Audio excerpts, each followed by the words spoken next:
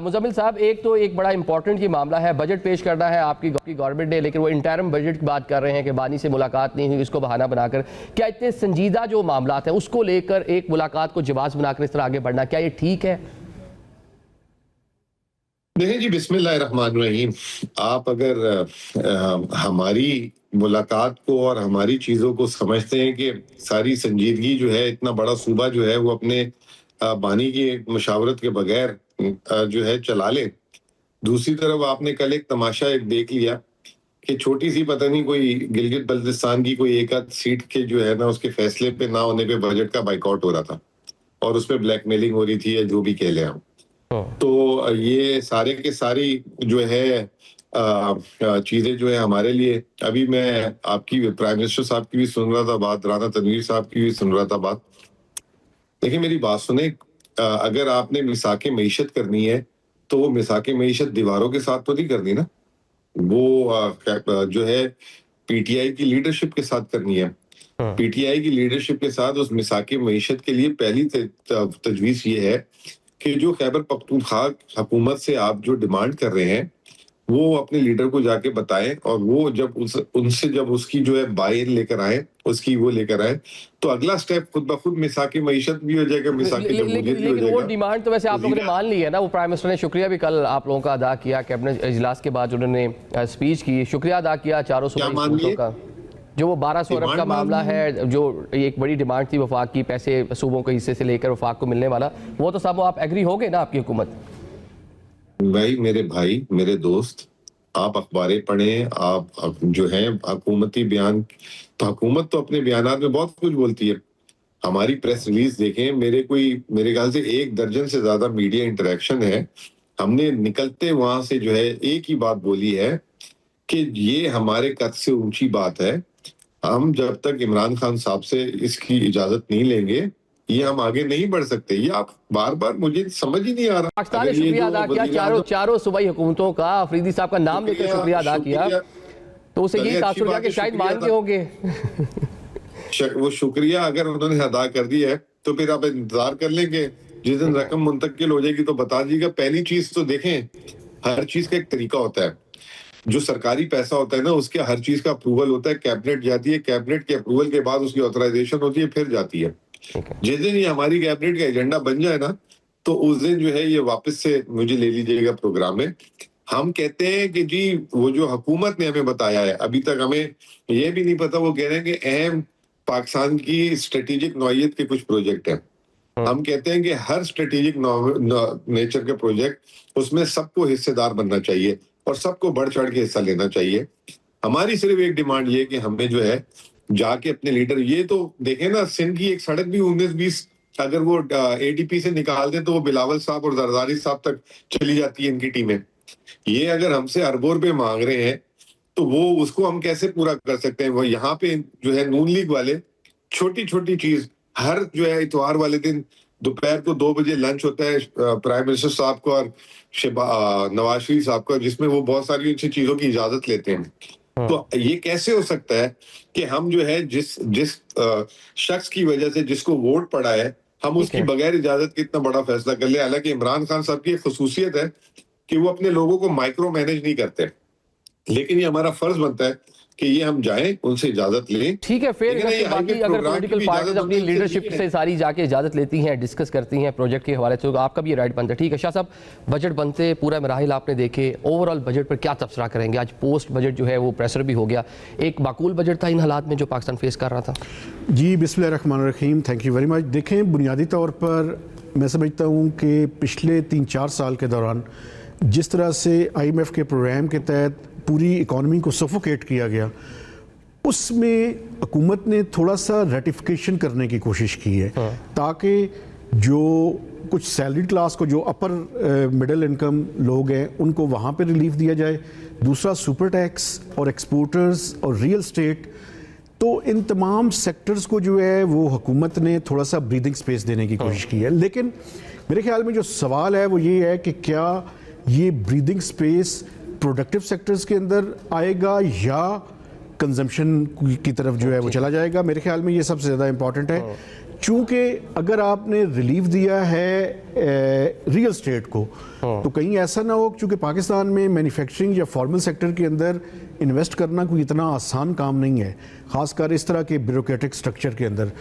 तो दोबारा से ऐसा ना हो कि हम उसी तरह से रियल स्टेट के अंदर एक बूम देखें और प्राइसेस जो हैं वो प्लॉट्स की और रियल स्टेट की बढ़नी शुरू हो जाए। मैं उससे, मुझे प्रॉब्लम नहीं है उसकी प्राइसेस बढ़ें, लेकिन मसला ये है कि ये ज़्यादा प्रोडक्टिव सेक्टर्स के अंदर जाएं तो ज़्यादा बेहतर है। अच्छा, एक बात और, अगर मैं थोड़ी सी, जो आप बात कर रहे थे, जो मुज़म्मिल असलम साहब बजट डॉक्यूमेंट्स हैं 2026-27 के, वो बजट डॉक्यूमेंट्स ये बता रहे हैं कि grants provided by the provinces to the centre under article 164 1035 अरब रुपए जो है 1035 बिलियन जो है वो सूबों ने सेंटर को, यानी नॉन टैक्स रेवेन्यू के मद में एक प्रोजेक्शन जो है वो और फिगर वहाँ पे दिए हैं। और आज फाइनेंस मिनिस्टर ने एक और चीज़ का इंकशाफ किया है, उन्होंने कहा जी कि ये अरेंजमेंट जो है वो 1 साल के लिए नहीं है बल्कि 3 साल के लिए है। अच्छा, तो इसलिए वो जो है वो अब केपी ने अपनी पोजीशन क्लियर कर दी है, लेकिन इसमें जो सबसे ज़्यादा कंट्रीब्यूशन की है वो की है पंजाब ने। उन्होंने अपने डेवलपमेंट बजट में कोई 48% का कट लगाया है। इसी तरह सिंध ने थोड़ा सा किया है, और केपी की गवर्नमेंट का भी है कि डेवलपमेंट बजट में प्रपोज्ड है उनका, प्रोवाइडेड कि वो अपनी उस बात पे कायम रहेंगे कि उन्होंने बजट पेश करना है तो उसके बाद उसको फाइनल करार दिया जाएगा। लेकिन जो फेडरल गवर्नमेंट के बजट डॉक्यूमेंट्स हैं वो ये चीज़ दिखा रहे हैं। ठीक है रान साहब, एक तो इस पर रिस्पॉन्स करते हैं कि 1200 अरब इकट्ठा करना था, अब सूबे उस तरह से उनको ऑन बोर्ड नहीं किया गया। ऑल्दो कल प्राइम मिनिस्टर जो है वो मुबारकबाद भी दे रहे हैं और साथ में जनाब जो उनके लिए क्लैप भी करवा रहे हैं, और एक तो बजट बनवाने वालों के लिए और साथ जो सूबाई हुकूमत है उनका भी शुक्रिया अदा करते हैं। लेकिन मुजम्मिल साहब कह रहे हैं कि कोई इस किस्म की किसी किस्म की कमिटमेंट नहीं हुई वफाक के साथ। मुजम्मिल साहब बहुत अच्छे आदमी हैं, ऑनेस्टली मैं वैसे नहीं कह रहा, और बड़े समझदार भी हैं, फाइनेंसेस का भी काफ़ी इनको बहुत हासिल है। लेकिन मैं पहले 2-3 चीज़ें आपको बता दूं। जो ये कहते हैं कि जी हमारे से मिसाक मशीयत जो है या मिसाक जमहूरियत की बात दीवारों से नहीं करनी, ये तो हम पहले अपोजिशन में थे, और जब हमने इनॉग्रेल सेशन पे गए, जो भी था जिस तरह भी ये आए वो उसका अलग स्टोरी है। लेकिन वहाँ पे जाके हमारे सारे जो लीडर थे, शहबाज साहब, जरदारी साहब और बिलावल साहब, उन्होंने इस हद तक कहा कि इमरान खान साहब आप जिस तरह भी आए हैं जो भी है, लेकिन आप बैठे हुए हैं प्राइम मिनिस्टर की कुर्सी पे, तो हम आपके साथ चलने को तैयार हैं और आपके साथ पूरा तामन करेंगे। और प्राइम मिनिस्टर साहब ने, शहबाज साहब ने उस वक्त ये ऑफर की थी कि आइए आगे बढ़िए, और ये उस वक्त तो इनका प्राइम मिनिस्टर साहब बैठे हुए थे, जो आप प्राइम मिनिस्टर साहब ने जिक्र भी किया शहबाज साहब ने कि हकारत की तरह इन्होंने ठुकरा दी। हम तो हर वक्त वो काम करने को तैयार हैं, चाहे अपोजिशन में थे, नहीं इन्हीं का फायदा था कि मिसाक जमहूरियत करें, ताकि ये जो भी बाद में हुआ वो शायद ना होता। लेकिन जिस तरह इनका एटीट्यूड था या जो भी था। अब दूसरी बात रही कि जी लीडर से पूछना है, तो जब हम अपोजिशन में थे तो नवाज शरीफ साहब तो जेलों में थे, हम तो नहीं गए पूछने कि ये बजट आया है या ये क्या करना है या किस तरह करना है या इनको पास करना है या नहीं करना। हम यही डिसीजन लेते रहे। मैं आपको टाइम पता नहीं आपके पास कितना, मैं लेजिस्लेशन पे भी हमारी इनके साथ मीटिंग होती थी, कमेटी इनकी थी, एक हमारी कमेटी थी जो शहबाज साहब ने बनाई हुई थी कि हम तो जेलों में इधर उधर जा रहे हैं, आप 3-4 जो लोग सीनियर हैं वो डिसीजन ले लिया करें। तो हम जब जाते थे तो वहां पे हम फैसला करते थे, ठीक है जी ये कर लें जो लेजिस्लेशन करना चाहते थे।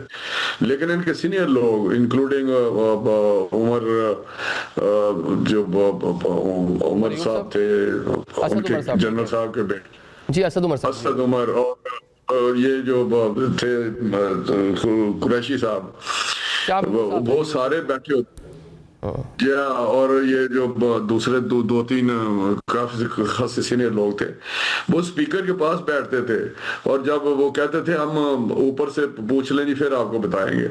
जब अगले दिन मीटिंग होती थी कहते जी हमने ऊपर से पूछा, वो कहता हम और ऊपर से पूछ लें।